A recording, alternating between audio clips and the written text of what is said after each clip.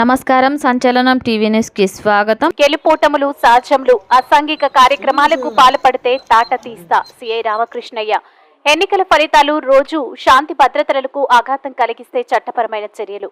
కర్నూలు జిల్లా ఫలితాల రోజు శాంతియుతంగా ఉండాలి. ఎన్నికల ఫలితాల రోజు నిబంధనలు అతిక్రమించి అల్లర్లకు పాల్పడి శాంతి భద్రతలకు విఘాతం కలిగిస్తే కేసులు తప్పవని గోనెగండ్ల సీఐ రామకృష్ణయ్య అన్నారు. బుధవారం గోనెగండ్ల పోలీస్ స్టేషన్ ఆవరణలో మండలంలోని అన్ని గ్రామాల వివిధ రాజకీయ పార్టీల నాయకులతో సమావేశం నిర్వహించారు. ఈ సందర్భంగా ఆయన మాట్లాడుతూ ఎన్నికల ఫలితాల రోజు ప్రతి ఒక్కరూ ఇంట్లోనే కూర్చొని టీవీలో ఎన్నికల ఫలితాలను వీక్షిస్తూ ఆస్వాదించాలని అన్నారు. ఎవరికైనా శుభాకాంక్షలు తెలియజేయాలనుకుంటే ఫోన్ ద్వారా తెలియజేయాలన్నారు. బయటకు వచ్చి గుంపులుగా రోడ్ల మీద తిరగడం, ర్యాలీలు నిర్వహించడం, ప్రదర్శనలు చేయడం, టపాసులు కాల్చడం లాంటివి చేయరాదని అన్నారు.